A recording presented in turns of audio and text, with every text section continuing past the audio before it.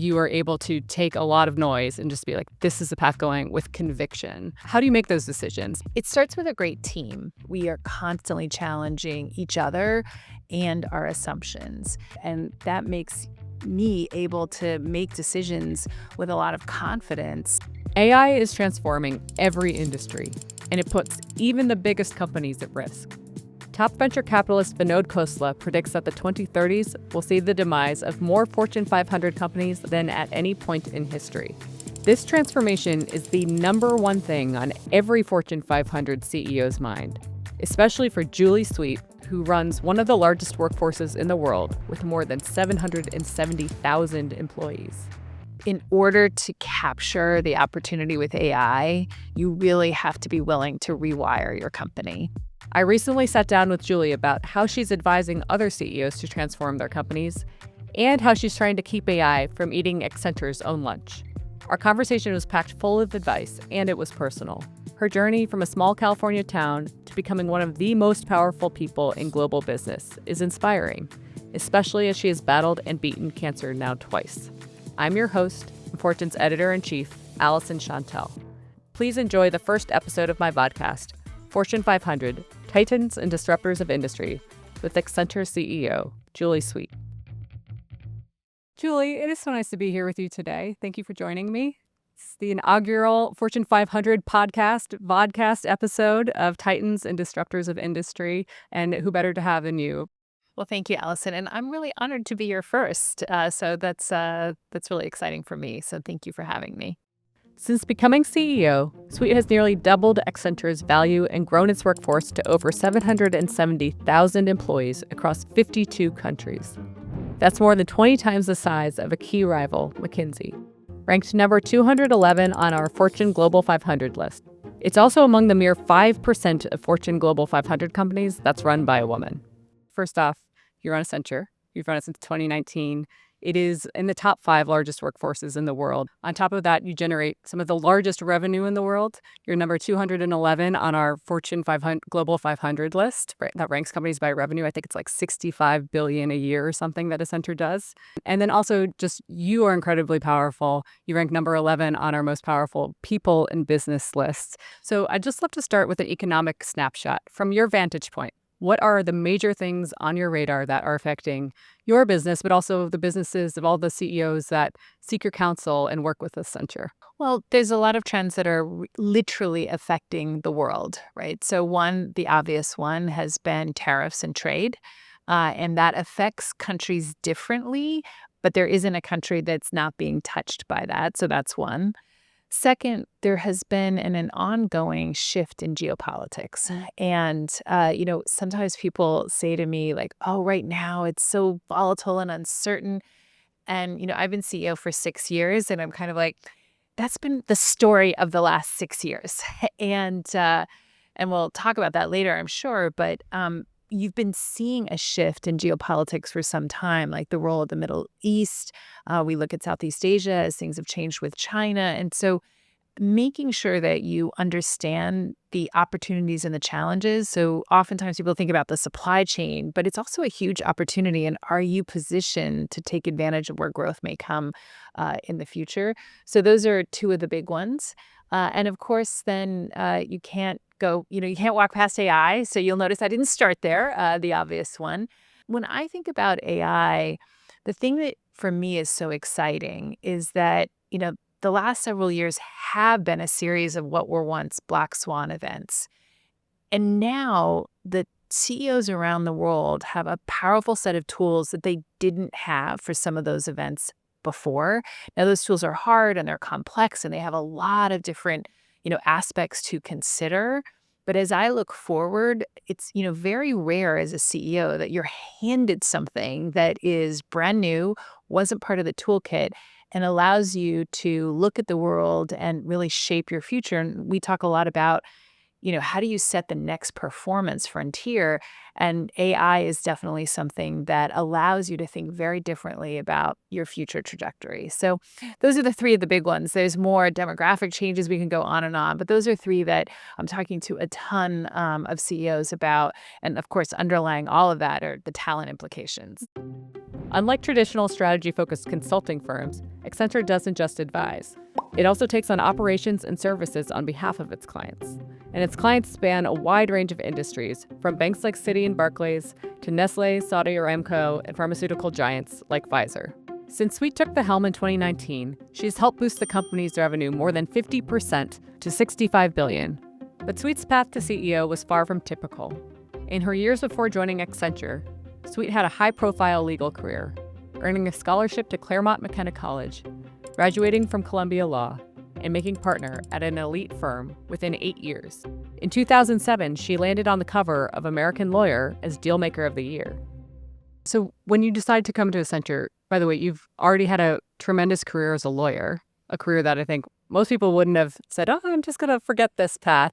You rose to partner at one of the top law firms within 8 years. And I'm curious, why did you make that career change? Why say, I'm going to go into this crazy tech consulting firm that I don't know that much about, and I'm going to leave this really cushy setup I've created for myself and go try something totally different? How do you weigh a big career change like that?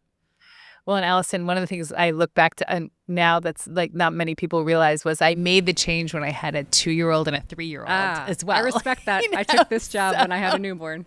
Exactly, which I'm Just like blow looking it all back. up at the same time. Exactly. I'm like, oh my gosh, what was I thinking? Well, it was interesting because I was in my office and I love my law firm. So I love the job. And I got a call and my assistant had stepped away. And this was like a very like a law firm where you had somebody always answers your phone, and we had like iced tea delivered 3 times a day to my office. I had a beautiful office.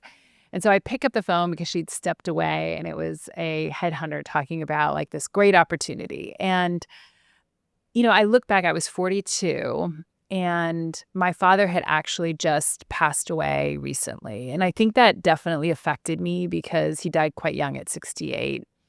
So I'm like listening to this and I'm like, you know what, I'm going to take a meeting.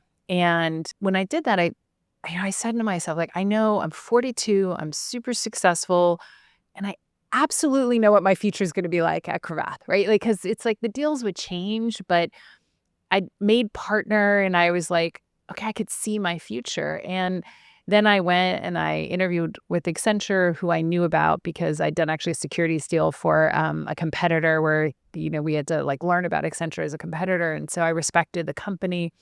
Their CEO, Bill Green, was incredibly charismatic. He had the best line ever for me. Like I just fell for it hook, line, and sinker in my interview.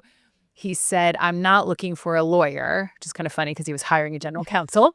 He said, I'm looking for a business leader with legal experience. And I'm like, that's what I want to be. And so I ended up taking the leap, and it was the right time. And, when I, think back to it, I'm sure my dad's passing had something to do with it, but also just the possibilities of making an impact. And, I was so fortunate because I absolutely love Accenture. It's an amazing company. I was very privileged to join, and I feel really privileged every day to lead this place.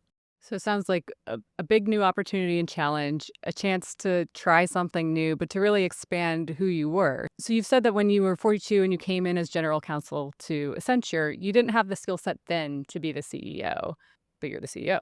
So what happened? What was missing? And how did you work on those things and know to work on those things? Well, just to start with, I didn't understand technology when I joined, and Accenture is all about technology. And I figured out pretty quickly that if I wanted to be the business leader with legal experience, I had to deeply understand the business. And so after I'd been here nearly 12 months, probably, I made friends with someone named Bhaskar Ghosh, who was running our India technology practice at the time.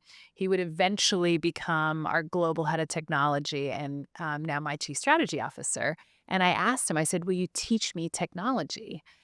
And it really was because I thought of myself as a business leader and I didn't deeply understand the business that we were in. And so we used to meet every 2 weeks for about 18 months, and he would send me off to meet people to learn things. I still remember the guy that taught me, what cloud was, and that really set me on a very different path because I think my boss at the time, Pierre Nanterme, saw me differently too. He saw me showing up differently, and so did my colleagues. And so And you weren't that was embarrassed to do important. it because sometimes it can feel like, oh, I just want to act like I know this thing, but I really don't know this thing. But you seem pretty fearless about just going and say like, nope, don't know it. Tell me everything. I think one of my superpowers is asking for help. And maybe that goes back to humility and the idea of building great teams. And so I've always been that way. I've always, if you focus on how you deliver value, then it becomes very natural that you have to have a team and you have to ask for help because at the level that we operate, no one delivers value alone. And one of the things I coach a lot of people because people come to me and say, well, how do I network, et cetera? And I'm like, look, don't think about networking. Think about connecting with people that can help you deliver more value or who you can help deliver more value and focus on that as opposed to someone who can get you your next job. Because the more value you can contribute to your company, the more likely you're going to get that best next job. And I've always thought about that with my clients, right? It's like, what do my clients need? They need me to better understand this. And when I was the general counsel, my client was actually the company. And what did they need from me? They needed me to understand the business better, to be a better general counsel. And so that focus on value has really been, I think, a big part of my career trajectory. A huge break that you got and deserved, frankly, was the North America CEO job. How did you first know that that was something that you wanted? And how did that come about? That seems like a really big career moment and a really big opportunity that you had. So I'm just curious if there's a backstory there and how you prepared. I went from GC straight to the head of North America. Wow. And I remember the moment this even became a possibility. So I worked for an amazing CEO, Pierre Nanterme, and I was in Paris. He was French, and we were having just a usual meeting. I was his general counsel. It's a very close relationship. We were kind of, just doing the usual meeting. And at the end of the meeting, he closes his notebook and he pushes it aside. And he says to me, completely out of the blue, he says, I think you could run this place someday, but you'd have to run something else first. You can't go from general counsel to CEO. Wow. So he thought you could be the CEO of the whole thing. Like, Right. He could. That's see what it he right said there. to me. He said, do you want that? Now, at the time, what ran into my head immediately was something that we had this incredible director, Dina Dublon, who had once talked to a group of women, and she'd given this advice. She said, when someone gives you a stretch role, and let's face it, moving from GC to, being the global CEO is a stretch role. He says, like, chances are that the person offering you a stretch role is as nervous or more nervous than you are. So don't say anything like, are you sure? Just say yes, right? And it would have been really easy because I was very close to Pierre. And, it would have been easy to be kind of like, oh, are you sure? Da, da, da. And, what's most remarkable about me being global CEO is not that I'm the first woman or that I was a lawyer, but I'm actually the first CEO that didn't start out of college, right? So like it had never occurred to me that Accenture would take someone who hadn't grown up here to be CEO. And then you add on top of it, I was the general counsel. Like it wasn't just part of like something I thought I could reasonably aspire to. So I looked at him and I said, with Dina in my head, why, yes, I'd be interested. What did you have in mind? Is that like interim step, And he was really funny because he said, well, products is going to come available. That's one of our business units. He's like, but that's really big. He's like, ooh la la, maybe not. And he said, well, maybe the North America job. So that was just like an incredible moment. And a month later, I found out I had breast cancer. Oh my gosh. So I wasn't thinking too much about running North America at the time. And he was so incredible to me. And then when I came back full time, I had a lot of complications. And when I came back full time, the North America job actually opened up. And, what an amazing company I work for because, I battled with all the different things around breast cancer for about 9 months. And I remember I came back in January of 2015, and there wasn't something like, oh, Julie's been out or anything. It was just like, oh, she's back. The job, became available. And, long story short, on June 1st, 2015, I became the North America CEO, which, was the stepping stone to be able to become the global CEO 4 years later. Wow. There must be something so clarifying and distilling about getting a diagnosis like that. And I'm curious how, and you've battled it now twice, including recently. And I'm so glad that your treatment has passed. And I hope you're doing well. I'm doing great. So Good. thank you. And I've had so much support. It's been amazing. Mm. So I'm curious how it's changed you as a person. I'm sure it brings empathy with it, but also clarity of how do I want to be spending my time? Am I doing the thing that I really want to be doing? Do I want to spend all this time at work? So I'm curious how you worked through that. when I go back to 2014, I had young kids. They were 6 and 7, and which is always scary, right? Ugh. And at the time, I felt good about how I'd been living my life because I said, like, do I have any regrets? And I actually felt like I'd struck the right balance with the given that obviously I'd chosen a career that I was going to work a lot. Like, so it's not that I was, like that was that was a choice, but within that choice, I felt good about the choices that I had made in terms of time.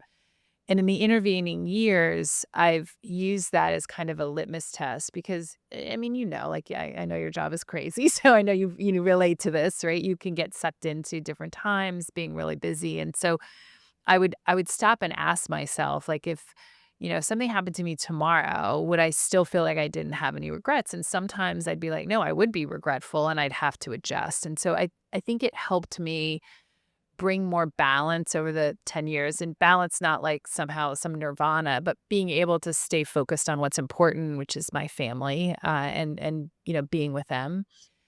And then this latest time is just, of course, always a reminder. So for me, probably the thing that, as a working mom, kind of went to the wayside the most was a focus on my health. Then now, fortunately, the one area I always did was self-exams because I actually found my recent cancer through a breast self-exam. And Yeah. I always talk about that because I really want to encourage women to make sure that they're getting their mammograms and they're doing their regular self-exams. And because, ultimately, because I caught it early, I'm here and I was able to get through it pretty Oh, thank God. quickly.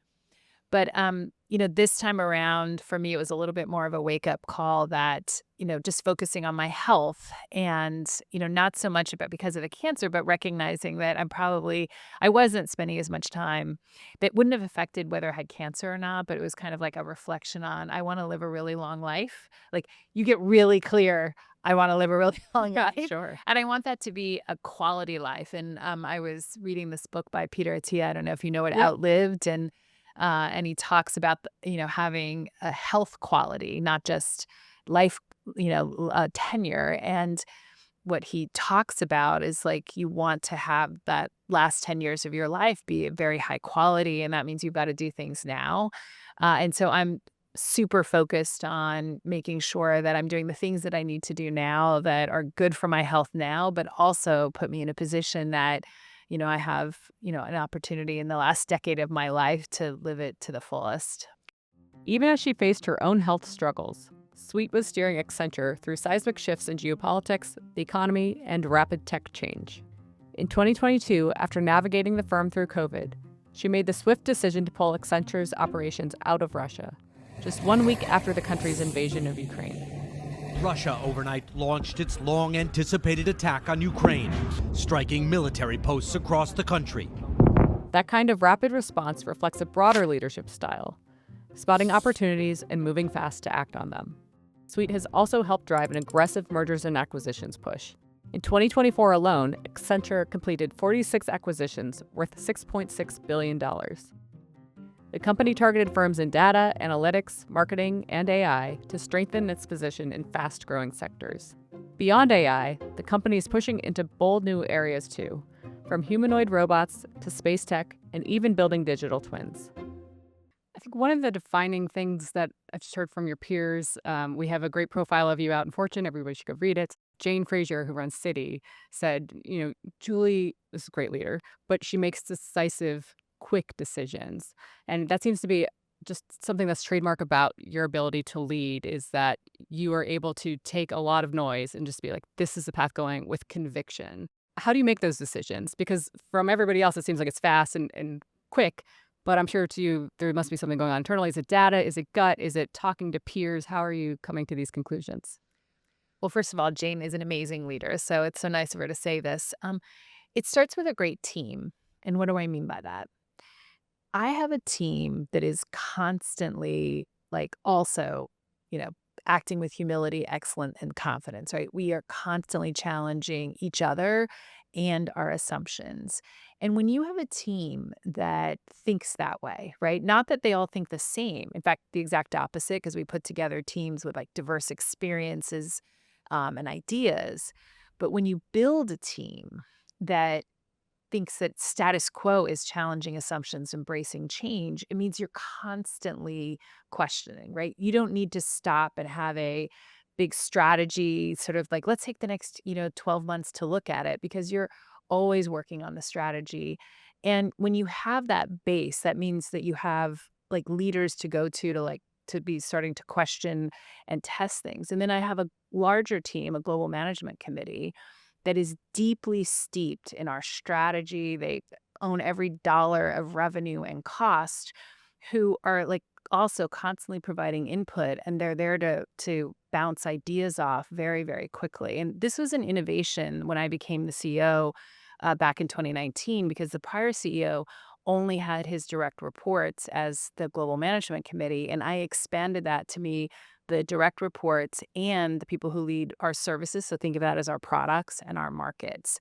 And what that means is I have about 45 people who are deeply steeped in our strategy, not, sort of meeting once a year. Like lots of companies have these like kind of groups of leaders that are almost an adjunct. These are the leaders who are running the company, and they provide that constant input. And so I cannot emphasize enough how important it is to have a body of leaders who know more than just their role, who believe that their role is also to lead the company, and that you can have like this constant resource of input, so that as you're testing ideas, you've got the right input, and that makes me able to make decisions with a lot of confidence, and to do so with my team. So I want to talk to you about the blowing up of things that you built, because that is so hard to do. I've experienced it in my leadership role too, where I came in and I reorganized the team one way, and now I'm suddenly realizing that's not the path forward. How are you doing that? Because right now, Accenture is doing a bit of a reorg. You're taking things that were in different silos and putting them together into one unified group. Team leaders of yours that were direct reports have left. This is hard stuff. How did you decide this is something I have to do? And then how do you start planning something so massive it touches the whole workforce that you have? Well, first of all, I think we're a good lesson in something that I'm advising CEOs all about, is that in order to capture the opportunity with AI, you really have to be willing to rewire your company.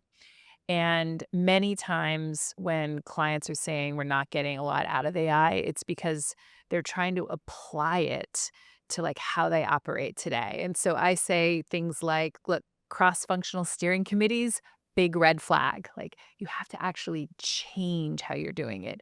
Collaboration, super important, not a business strategy. And when the answer to using AI is to collaborate more, another big red flag. And that's really how, like, what's behind like what we've done is that our strategy is to be the reinvention partner of choice for our clients, to be the one that helps them rewire. And we do that by bringing all of the capabilities that we have. So we have industry knowledge, we have technical knowledge, we have data, AI, deep functional. And so our clients come to us because we bring that together as a single solution. And it's what drives, every quarter we have like 30 clients, quarter in and quarter out. It's amazing for our industry with $100 million more bookings. Like that's a proxy for reinvention. And what we realized was that we're doing that for our largest clients, but it was harder than it needed to be because our strategy and our structure were not aligned. And we spent the last 3 years really demonstrating that we are the reinvention partner of choice. It's super clear that our strategy is working. And so what we said was we really have to change. And this change is so big. Like this is reversing like 5 decades of how we're working. But if we don't have an alignment between the strategy, the structure, the ways of working, and then the ways we measure people, we just simply are not going to be able to go fast enough. And it's not delivering what our clients need. And of course, at the end of the day, it always starts with like, what do our clients need? Now, how do you get there? Well, first of all, we have real clarity on our strategy and then understanding and being very realistic about, how are we executing on that? And so we gave ourselves an A for our largest clients, but we were not where we needed to be able to bring this to all of our clients. And frankly, for our people and our clients, it was hard. And how do you kind of have the courage to do that? And I think that's where you have the humility, but also this idea of embracing change and innovation. And one of our leadership essentials is about innovation, everybody to respectfully challenge our assumptions. And we're fortunate that we start with this culture of embracing change, this culture of innovation, because I think it allows you to take the step back and then ultimately make the hard decisions, which is what we've done. And they're hard in one way because, obviously there's a lot of change in that. On the other way, it was super easy because it's so clear that we need to do this. In recent years, much of the consulting world has faced an industry slowdown driven by economic pressures and changing workplace dynamics. In 2023, Accenture cut about 19,000 jobs, or 2.5% of its workforce, as clients pulled back on spending and companies across the sector adjusted to new expectations around return to office policies and hybrid work. So what about when those changes mean that the org has to change and get smaller? 'Cause it seems like the vanity metric in Silicon Valley right now isn't necessarily even revenue, it is the size of the workforce. And then when you have a workforce as large as Accenture, and I know you have done some downsizing as well, how do you think about that metric and making sure you're staying really efficient, but that obviously has a cost to morale and all sorts of implications as well? Think there's a few things that I always keep in mind. First of all, transparency. Transparency builds trust. And, this change to our model that we made was not about cost, but it absolutely will be affected because whenever you bring together business units, you find duplication, you find more efficiencies. It wasn't what drove it. What drove it is what do our clients need and how do we make Accenture better able to be a company for reinventors and better able to be AI enabled. But it absolutely will, also make us more efficient. And I think being transparent is super important. And when it comes to the time when we identify those efficiencies, being very clear about it. The other piece is, you talked a little bit about communication. I cannot emphasize the importance of really working on what that communication is. So when I went out to go ahead and make this announcement about our new growth model, the first thing I did was we innovated. It was the first time ever we announced something as big as this, and it is going to be the biggest change in our history. And we did it with no memo. Like no company-wide, No written company-wide communication or anything. Okay. Because reading it on a piece of paper would not have conveyed the why in the same way as hearing it, right? Hearing the excitement in my voice, understanding like the passion we have for why we're changing. Now, I didn't know if anybody was going to open it. And by the way, like 500,000 people have opened it, right? And watched the video, like, which is unbelievable numbers, right? But it started with sort of like that understanding, like the communication really matters. And the second thing is I've done this and I did this back in 2019 and I've done it again here is the practice. So it's very hard, especially as CEO, like, sometimes it's not easy to be told like, "Oh, that doesn't, that's not very good, Julie, right? But I try to have no ego on communication because it's so important that we're really clear. And so I begin by like saying, okay, I'm going to say it right now. Like, this is what I tell our people. And then I show it to leaders and I get their feedback.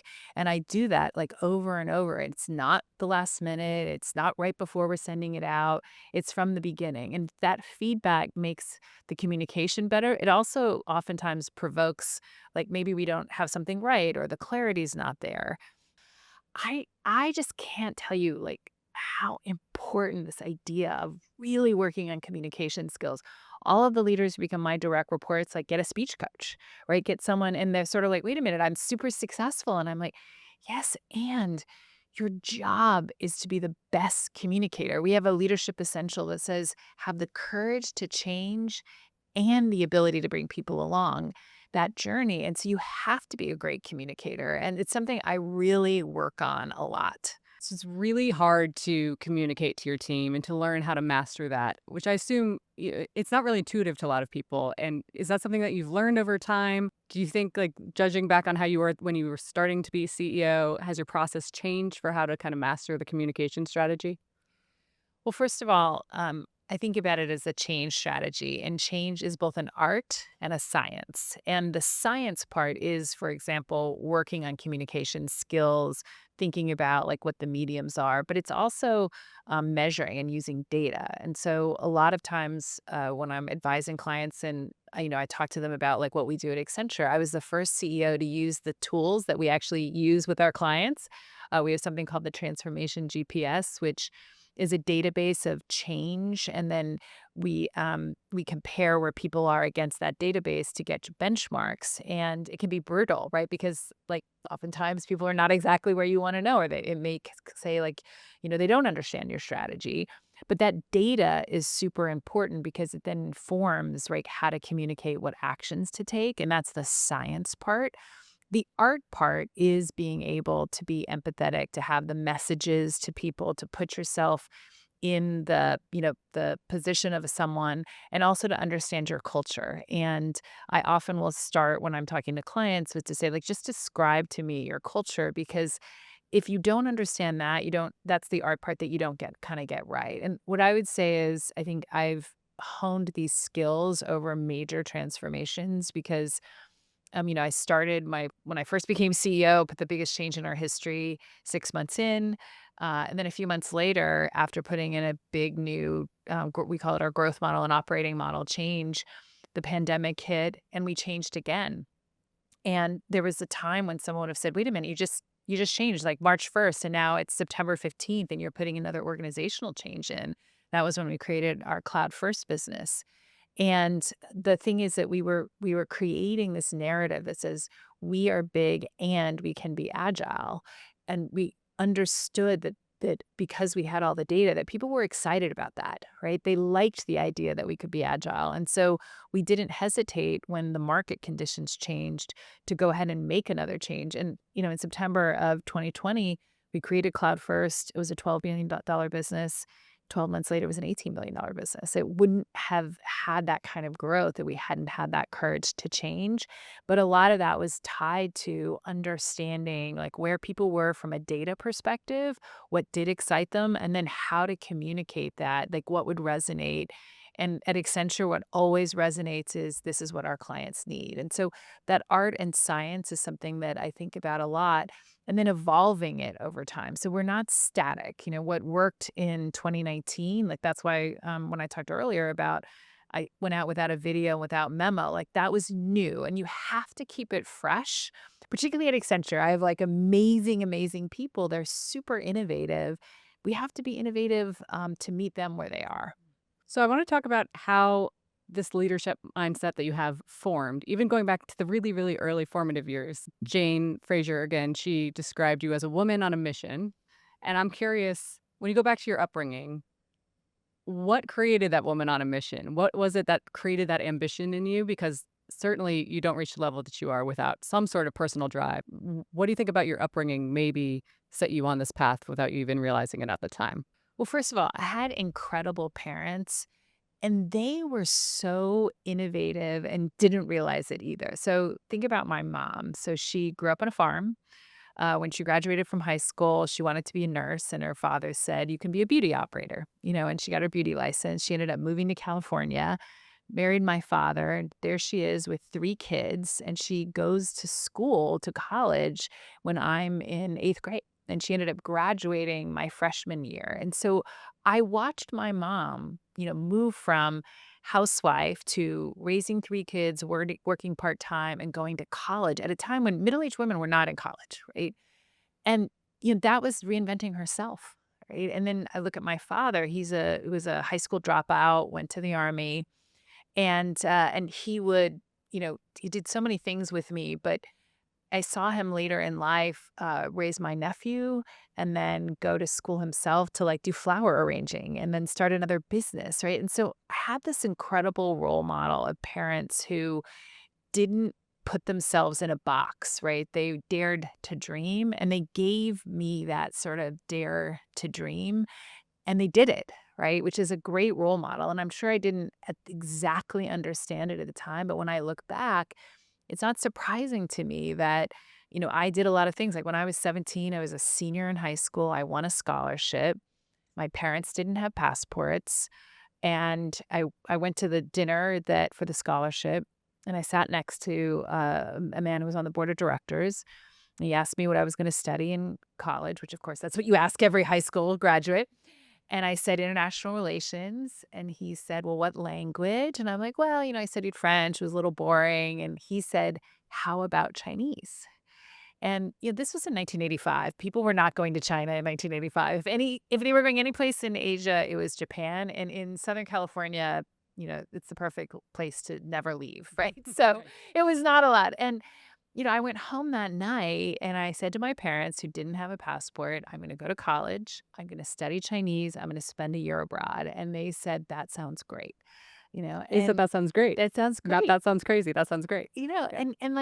And you think about like, first of all, what a gift, right? But I had the kind of courage to be able to do it. It didn't even occur to me because I'd sort of grown up with like believing that I could do really do anything. And my parents were, kind of proving that, right? Because they were changing. And I lived in a household where they were modeling that behavior. So I feel very fortunate when I think about like, how do I get here? Because, you fast forward to Accenture. Like when I joined here as a general counsel, I knew nothing about technology. I mean, when I say nothing about technology, I mean, I had no idea. Like if someone had said what the cloud was, I'd like point to the sky. And it sounds like both of your parents, your whole family upbringing, I'm sure, shaped you tremendously. Your dad came up a few times in the profile we wrote.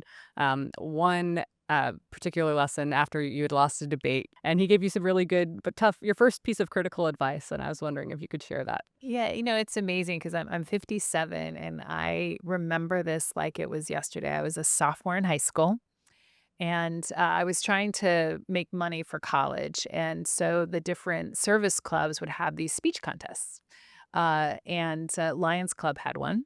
And I was in the semifinals. And my dad, who, as I said, he painted cars for a living. He had this little VW Bug that made a lot of noise. He had one suit coat. And he would put his coat on. And he would take me to these contests.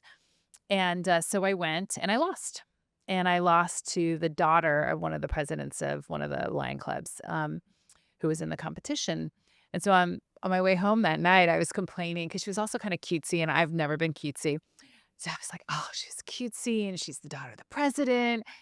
And my father looks at me and he says, well, first of all, you were never going to be the daughter of the president of the Lions Club, right? And he's like, that's not the family you were born into. He's like, but I totally believe that you can do anything. But you have to be so much better than everyone else that they have to give it to you. And then he delivered the line.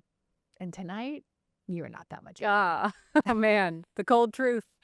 Exactly. And, it was hard to hear. And it was really my first piece of constructive feedback. But like, what a gift to me. And so here I am 57 years later. I mean, not 50, I'm 57 now. And I remember him telling me that, and it really changed me. And it, first of all, like unconditional love and belief in me, right? Like you can do anything. And then really good advice, right? Because the truth was like, I didn't grow up in a lot of the places where and I didn't have the experience. And I was going to need to work harder in order to be in some of the places I wanted to be. And it was great that he told me that. And I think when you think about like, am I on a mission? It's like, I know that to achieve things and whether that's something I want to do in the community or for the company or for my personal life, like I need to be both fearless and prepared. right? And those are the things that I think about a lot: fearless and prepared. What do you think defines a good leader today that maybe was different than a few years ago? I think the idea of being a deep learner at the top is really critical. And that is not usual in a lot of companies, right? Because many times the senior leaders, whether it's the CEO or one level down, right, they're the ones with all the wisdom, right? They've gotten these big jobs. And so the idea of training for leaders is often like really odd to think about. And when I think back to 2013, when Accenture went through a big transformation, and that was with the advent of digital, and we said every business would be a digital business. And at the time, I remember that a couple years later, I became the CEO of North America, and I got my technology leaders together. And we were in the middle of this incredible transformation. And I asked my top leaders how many of them had taken training in the last 5 years. And it was a handful of people. And I was sitting there saying, like, guys, we have to have leader-led learning because we're doing something brand new. There isn't talent out there. Like, you can't just go hire your way out of it. Digital is brand new. And I talk a lot about that now because we're in another moment where the leaders have to learn, and it's actually much more difficult than 2013 because AI actually touches everything, and it touches the front office, right? It touches the products, it touches the customer. It's not plumbing. And in many ways, like moving to the cloud could be seen sort of as like more like the plumbing of a company. Super important, but not something that every business unit leader necessarily had to understand. AI is totally different.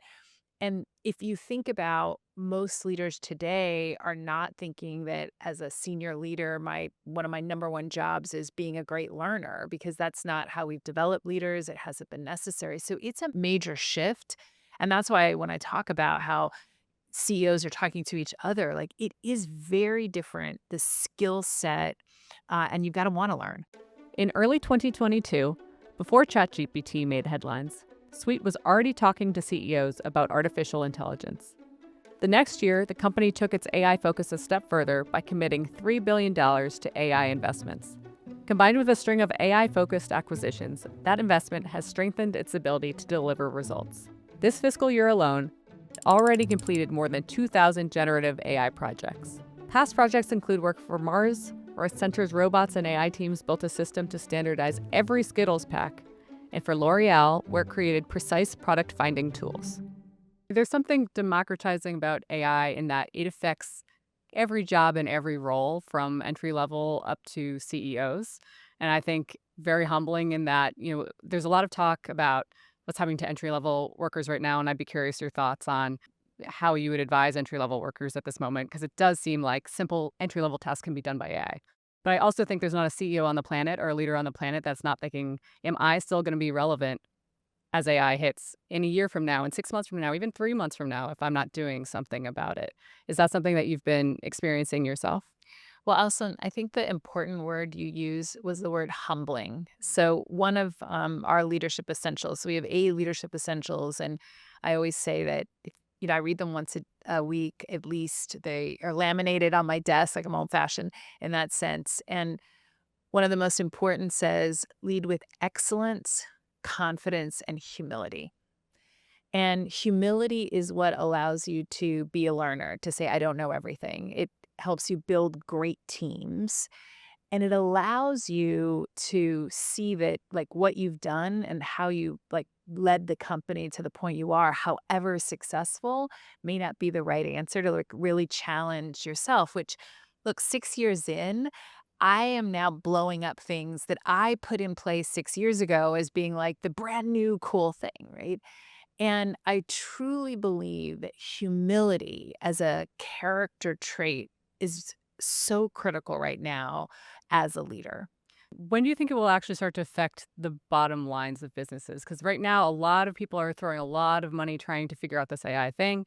And really, it's a big money pit, but it's not really putting like more efficiencies in terms of like profitability into their balance sheets. So I'm curious, when do you think that change will happen? When will we see real progress there? Alyson, I love your questions. It's like you're sitting in my client meeting. Good. Okay. And we did not prepare this, right? Like, I will just tell you. So, one of the things that I am talking every day about is that we have moved out of the period where, as a CEO, you can kind of greenlight something because you need to learn, right? Like in early stages of any kind of big evolution of technology, and I would argue this is a revolution, you do experimentation where the return isn't necessarily clear. You're trying to learn things. Since November 2022, when ChatGPT burst on the scene, we've done a lot of learning. Like it is super clear. This is a very powerful technology. And so my number one piece of advice is that as a CEO, you should not greenlight something that doesn't have a direct tie to your P&L or something measurable that you already measure. Like, so for example, at Accenture, we're using agentic AI to speed our thought leadership to market. So in some cases, we've improved our from idea to like creative brief by 90% using agentic AI. And that's something I measure, right? So it's on a financial metric, but if you're in my business, right, where ideas are everything, right? Like that's my currency. Being able to show that I can get them to our clients faster is something that creates real value for me. And we really have to shift to working on projects where it's going to show up in the P&L. Like I'm going to take out a certain percentage of my corporate function costs in this coming fiscal year. It starts September 1st. It's reflected in the budget, right? So it's going to come from the use of advanced AI, and the budget for my fiscal year 26 will reflect it. And that's what you have to kind of get to. And that's another turn of the dial now on how you execute. And I am a broken record right now across the industry. The phase of which you see some of the people you read about using AI, like even agentic AI, it might not be for everybody. You might not be ready for that yet. So I think an important point is, even though there's all this hype, there's probably a way to implement it that's relevant for your business today and probably for your leadership today. I'm curious how you personally are using it. Like, how do you use AI in your personal life, in your work life? How does it make Julie more efficient? So first of all, yes, I use it in both my personal life and my work life. In my work life, it's super interesting. Like I was recently, we're refreshing, kind of our strategy. And I wanted to look at the strategies for different parts of our business and kind of really understand, do we have the right alignment?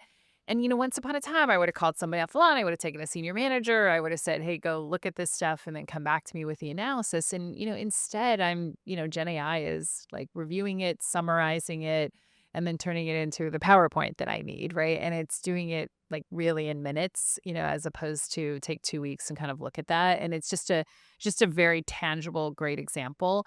However, let's be clear, that's not going to change my bottom line, right? So AI is a tool that's like, it's our workbench, right? It's like once upon a time, I'm old enough to remember when, we didn't have PCs and now we didn't, and then we suddenly had PCs. It was a new tool.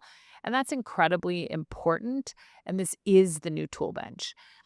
What you have to do though, like the real promise of it is to use it at the core of your business and be able to, change your trajectory. But you make a really good point. It was something we were talking about, which is that it's just like the old days when automation came in and we said, don't automate bad process, right? Like in Accenture's case, in fiscal year 20, our corporate functions cost about 9% of revenue. Today, it's about 6%. And we grew our revenue 58% during that time period. And we grew from 500,000 to 800,000 people. So it's like incredible the amount of costs we've taken out. We did that with classical AI and location and spans and layers and transforming processes without the use of, and for most of that time it didn't exist, Gen AI or agentic AI. The next chapter where we're going to take out significant cost is going to come from Gen AI and agentic AI. But if you haven't gone on that first part of the journey, it's not going to be effective to try to jump to agentic AI because you're going to be using it on processes that don't make sense. You're going to be paying to give people tools where the people probably shouldn't be part of the organization any longer because you need efficiencies. So, that's, of course, our job is to help companies kind of understand where they are and where they should make strategic bets versus, partnering. And of course, at the center of all of this is the technology ecosystem, and these companies are spending a ton of money to invest to be able to deliver to our clients, you know, the technology that's going to enable that leapfrog moment. And we partner with those companies to make sure that, that leapfrog moment can happen for each company, which is really at the intersection of their readiness, their strategy, and the ability of the technology to deliver. Despite strong gains from its AI bets, Accenture is navigating geopolitical headwinds. Consulting clients are pulling back spending amid trade uncertainty, global conflicts, and recession fears. Accenture Federal Services, which builds tech for U.S. agencies and made up 8% of its global revenue last year, has also been hit hard by DOGE contract cuts. Industry-wide, client demand is softening. Many firms expanded rapidly during the pandemic boom, only to face a slowdown that left new hires without enough work. Some delayed start dates. In 2023, Accenture offered recent graduates up to $25,000 to push their start dates back. Over the last 18 months, rivals like McKinsey have laid off more than 10% of their global workforce. Then there's the looming quest of Gen AI, which has the potential to disrupt the consulting industry itself. But Sweet is betting it will also fuel the next wave of reinvention, forcing companies to reimagine how they operate and creating new opportunities for growth. I want to get some of your future-looking thoughts, given that you are speaking to so many CEOs all the time. You're immersed in AI. You guys do it here at Accenture, but you're advising people on how to transform their companies as well. There was something that I saw recently, an interview with a venture capitalist, Vinod Khosla, and he has bold predictions. I love it. I'm sure you have some too, and I want to get them. But one of his bold predictions is that in the 2030s, we will see the biggest demise of Fortune 500 companies that we've ever seen. I think it's probably your job to make sure that doesn't happen. Is that true, do you think? Could that be possible at the rate of change we're seeing now with AI? This feels like a bigger wave of technology change than we've seen in our lifetimes.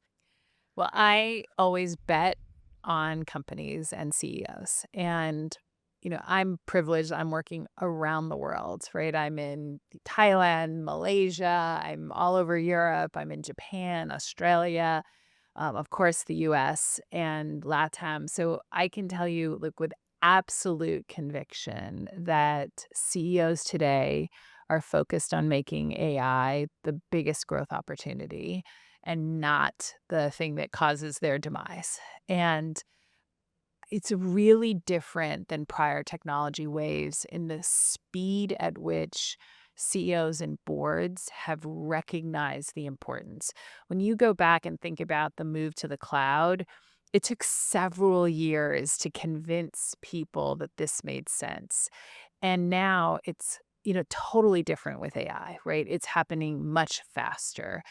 And when you see that kind of conviction universally across industries, I would predict that that prediction is not going to be the outcome, right? Because companies, when they do embrace the technology as opposed to fight it, that's where you're able to use it.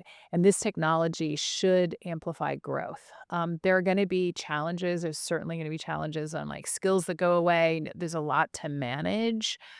But it's hard to explain just how different it is since I've now lived through, the whole digital transformation. The mindset at the top is very different. And that's why I have a lot of confidence that we will figure this out to be a net positive. But do you think it needs to be a drastic overhaul of organizations, of processes, of everything for that survival to happen? Like, what do you think needs to happen for these Fortune 500s to stay on top? You're seeing some of them do some really unusual things, but I'm curious kind of what you think about what they need to actually do to stay relevant for what's to come. One word, reinvention. I first introduced this concept back Full in stop reinvention, 2022. like top to bottom, like Top rip the to whole bottom, thing out. like the entire enterprise. And we first said it in 2022. And at the time, I think And I understand why, but people were like, consulting is, this is like a consulting thing, right? Wasn't AI Reinvention. supposed to kill you guys? Right, exactly. And, in 2022, I said, this is going to be the decade where people have to reinvent using tech data and AI. And now that language is not just being used by Accenture, right? Our clients are using it on their own. So what it takes is reinvention. And that is where I spend a lot of time making sure that companies understand what that means. This isn't about using AI on top of what you do today. If you're not significantly changing the way you operate, then you're not reinventing and you're not going to capture the value. But if you stay focused on that, and what I'm seeing is in every industry, there are leaders who are absolutely embracing reinvention. And, you're seeing it whether it's in, manufacturing, where people are starting to use digital twins. And, manufacturing is one of those areas where factories are still kings, right? There's very little standard process, even among the biggest companies. And yet you have major companies saying, no, we're going to reinvent manufacturing. And that's, really going at the core of the business. You're seeing it in the core banking. You're seeing it really in every industry, underwriting and insurance, right? The list goes on. And that is what it takes. It really does take reinvention. And then what happens is if you have leaders in every industry who are driving it, it then requires that everyone else catch up, right? And it's just happening so much faster than the last big technology evolution, which was digital. And for final question, as you're looking out, if maybe Vinod Khosla's prediction about 2030s isn't right, but as you're looking at it from your vantage point, and as a CEO, it's your job to try as best you can see around that corner. What's your boldest prediction for where AI will take the workforce and just the future of work in the next decade? I do think in the next decade, we will get to AGI, which is the big question. I don't know what that's going to look like. Super intelligence. Yes, Super intelligence. AI is smarter than us humans. Yes. So if you go out a decade, I think we will reach a level of AI where it is super intelligence. It's scary though, kind of, right? The P-doom level that people talk about, which is what's your percentage that this might actually kill us all? It's high, even for a Sundar Pichai who's building it at Google. You're like, oh God. Yeah, no, it is. But I think if you're talking a decade, that you're going to have a new level of AI. And I don't think we know today how that will actually affect the workforce. What I do know is that the level of discussion among corporates and governments nobody's putting their head in the sand. They're saying this is a super powerful technology. It's going to get even more powerful. And rather than wake up and figure out, with the internet, no one thought about the dark web. And then you had to kind of deal with it when it already existed. I'm very confident, because I'm in these conversations all the time, that companies and countries are focused on making sure that we're thinking through what will the implications be, what are the guardrails, how do we make sure that when superintelligence comes, it isn't like another dark web moment, and that instead we're controlling it. But you asked for my boldest, assumption, and I do think that will happen in the next decade. And I'm also optimistic that we'll be ready, and we need to continue to have those conversations. And it's something that I have a personal commitment to, and as a company, we have a company commitment to, is the responsible use of AI, and I'm seeing that across the globe. So I'm very optimistic that we're going to be able to continue to use this technology for good. Well, Julie, thank you so much. I have really, really enjoyed our conversation. I could keep you here for so much longer, but I won't. Thank you. I really appreciate your time. Well, Alyson, thanks for having me, and congratulations on the podcast. Thank you. Thank you. Fortune 500 Titans and Disruptors of Industry is a Fortune vodcast. Our producer and editor is Amber Bragdon. Art direction by Nyan Cho. Filming was done on location by Zach Wood and Alex Rosen. Our production manager is Sam Freund. Our executive producer is Lydia Randall. And Fortune's head of video is Adam Banachke.